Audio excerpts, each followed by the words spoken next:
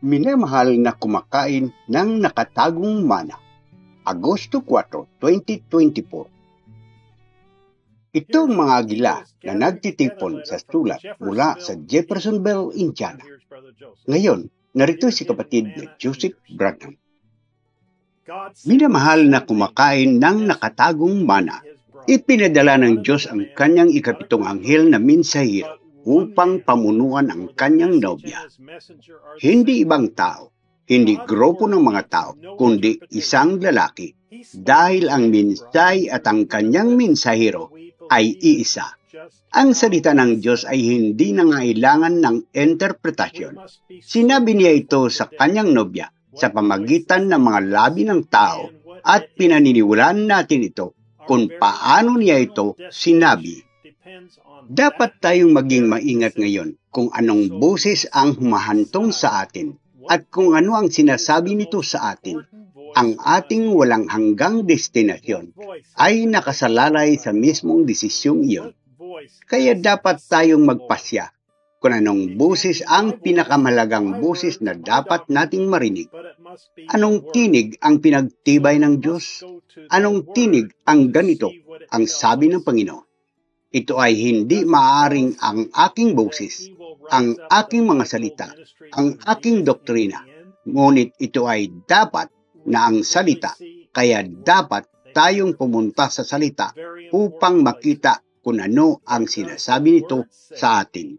Sinasabi ba nito sa atin na babangon siya sa 5 bisis na ministeryo upang pamunuan tayo sa wakas? Malinaw nating nakikita sa salita na mayroon silang kanilang lugar. Napakalagang mga lugar. Ngunit sinasabi ba ng salita saan man sila ang magkakaroon ng pinakamalagang tinig na dapat nating marinig upang maging nobya?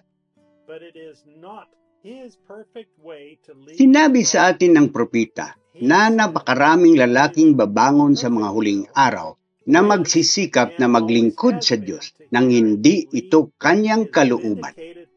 Pagpalain niya ang kanilang ministeryo, ngunit hindi niya ito perpektong paraan para pamunuan ang kanyang nobya. Sinabi niya na ang kanyang perpektong kalooban ay, at noon pa man, ang marinig at maniwala sa tinig ng kanyang pinagtibay na propeta. Para ito, at ito lamang, ay ganito ang sabi ng Panginoon. Kaya nga sinugo niya ang kanyang anghel. Bakit siya pinili? Bakit niya ito naitala? Ito ay espiritual na pagkain sa takdang panahon, nakatagong mana sa kanyang nobya. Sa loob ng 7 sa 7 kapanahunan, wala akong nakita kundi mga tao na pinahalagaan ang kanilang sarili, salita kaysa akin. Kaya't sa katapusan ng kapanahunan, ito ay ibubuga ko kayo sa aking bibig. Tapos na ang lahat. Magsasalita na ako ng maayos. Oo, nandito ako sa gitna ng simbahan.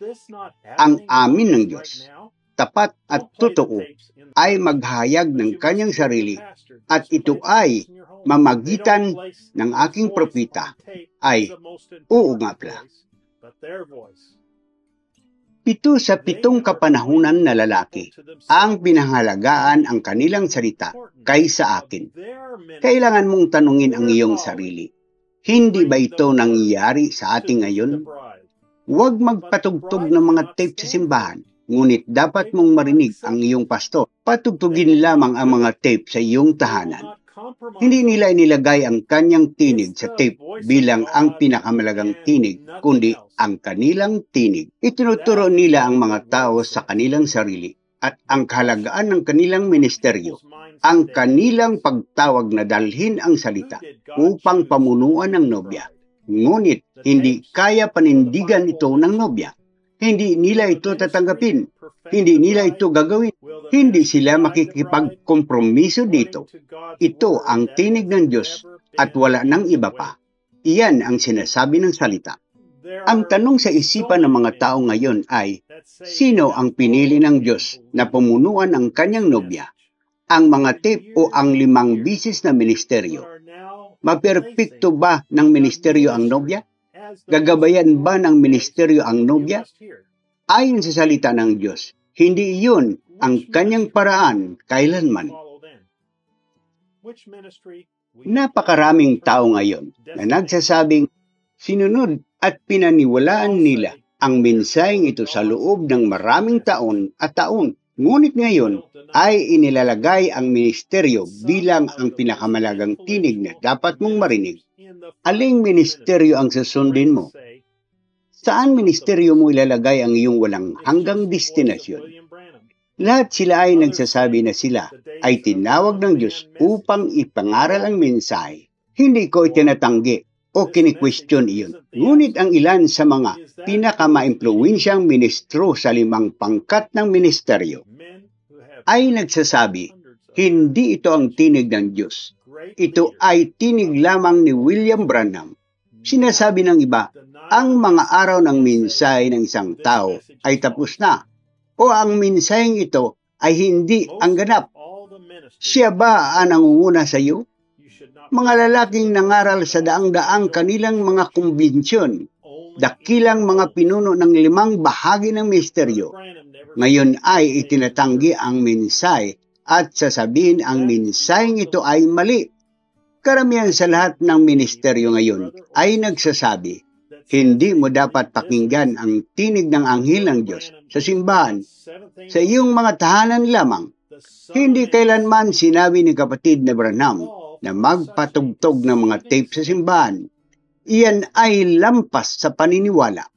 Hindi ko makapaniwala ng isang kapatid na lalaki o babae na nagsasabing naniniwala sila sa mensaheng na ito na si kapatid na Branham ay ang ika-7 anghel na mensahero ng Diyos. Ang anak ng tao na nagsasalita ay mahuhulog sa gayong mapanlinlang na pahayag na gaya niyan. Ito ay dapat gumawa ka ng sakit sa iyong tiyan. Kung ikaw ay nobya, gagawin ito. Hindi nagbabago ang isip ng Diyos tungkol sa kanyang salita. Siya ay palaging pumili ng isang tao upang mamuno sa kanyang mga tao. Ang iba ay may kanyang lugar, ngunit dapat nilang pamunuan ang mga tao sa isang pinili niya na pamunuan ang mga tao. Gumising mga tao, makinig sa sinasabi ng mga ministrong ito sa iyo. Ang mga quote na ginagamit nila upang ilagay ang kanilang ministeryo bago ang propeta. Paano magiging mas mahalagang pakinggan ang ministeryo ng sinumang tao kaysa pinagtibay na tinig ng Diyos na kanyang pinatunayan at pinagtibay na ganito ang sabi ng Panginoon? Sinabi niya sa atin at sinabi sa atin, maaaring mayroong tunay na pinahirang mga tao na may tunay na banal na espiritu sa kanila na mga huwad. May isang paraan lang para makasiguro, manatili sa orihinal na salita. Dahil ang mensahe at mensahirong ito ay iisa. Mayroon lamang isang tinig na pinili ng Diyos na maging ganito.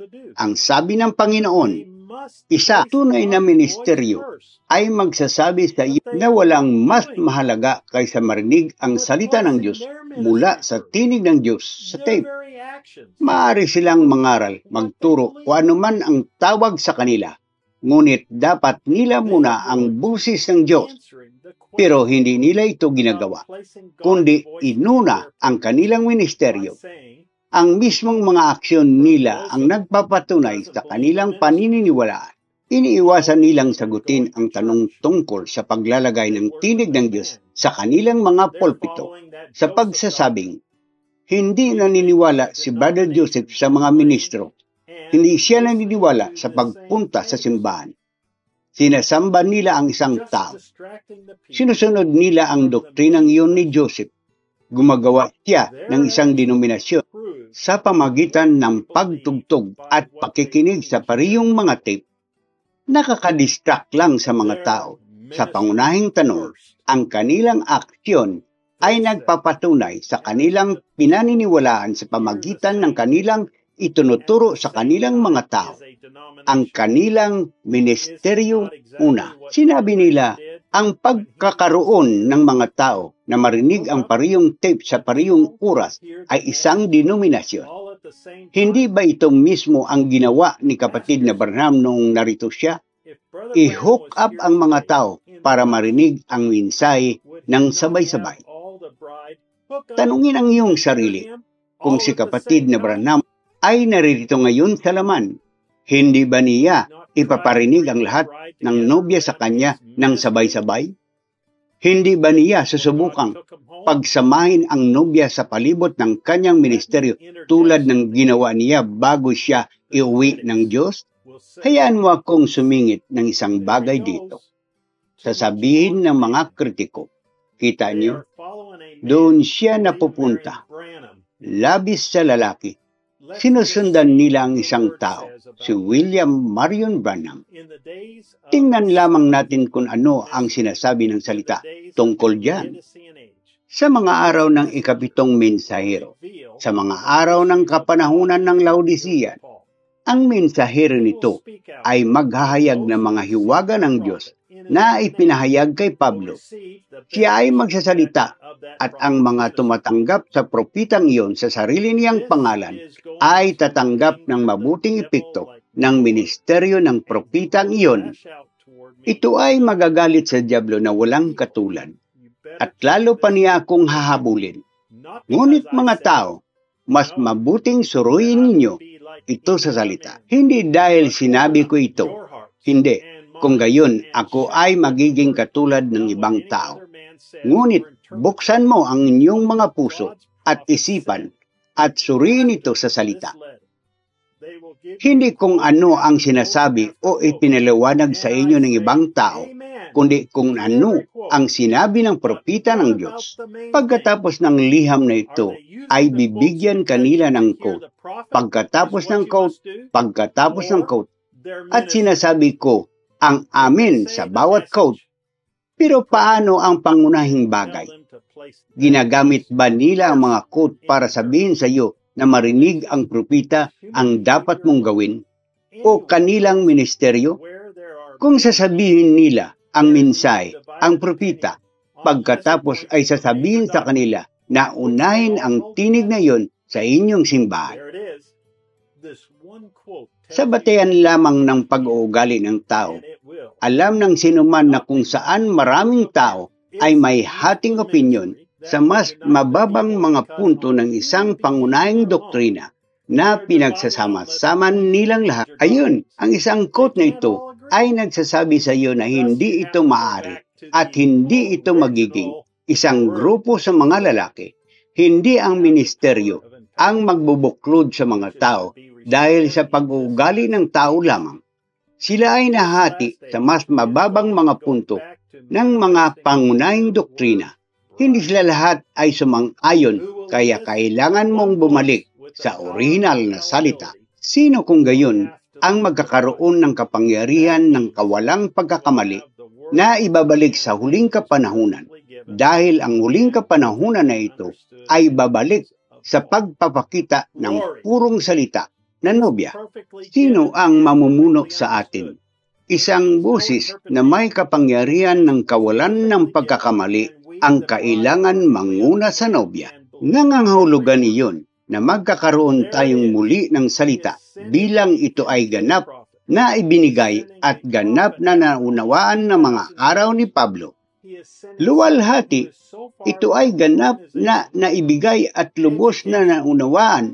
Ito ay hindi nangailangan ng pagkagambala dahil ito ay ganap na ibinigay at kami, ang nobya, ay lubos na naunawaan at naniniwala sa bawat salita. Ayun, nagpapadala siya ng isang pinagtibay na propeta. Nagpapadala siya ng propeta pagkatapos ng halos 2,000 taon. Nagpapadala siya ng isang taong malayo sa organisasyon, edukasyon, at mundo ng reliyon na gaya ni Juan Bautista at Elias noong unang panahon. Sa Diyos lamang siya maririnig, magkakaroon siya ng ganito ang sabi ng Panginoon at magsasalita para sa Diyos. Siya ang magiging tagapagsasalita ng Diyos. Siya, gaya ng ipinahayag sa Malakias 4, versikulo 6, ay ibabalik ang mga puso ng mga bata sa mga ama. Ibabalik niya ang mga hinirang sa huling araw at maririnig nila ang isang pinagtibay na propeta na nagbibigay ng saktong katotohanan tulad noong kay Pablo. Ibabalik niya ang katotohanan tulad ng mayroong sila nito. At ang mga hinirang nakasama niya sa araw na iyon ay ang mga tunay na nagpapakita ng Panginoon at magiging kanyang katawan at magiging kanyang tinig at gumaganap ng kanyang mga gawa. Hallelujah! Nakikita mo ba? Nakikita natin ito. Pinaniniwalaan namin ito. Nagpapahinga kami dito. Inanyayahan kayong sumama sa amin habang naririnig namin ang tagapagsalita ng Diyos, ang tinig na magbubuklod sa nobya ni Jesus Kristo, ang kanyang pinagtibay na propeta, habang ibinibigay niya sa amin ang eksaktong katotohanan sa 12:00 ng tanghali, oras ng Jeffersonville. Brother Joseph Branham, 65-0725M. Ang mga pinahirang sa huling panahon. Hanggang sa susunod, tingnan ang dalawang website na ito. www.sbfellowship.info at www.branhamtabernacle.org. Pagpalain kayo ng Diyos at Shalom!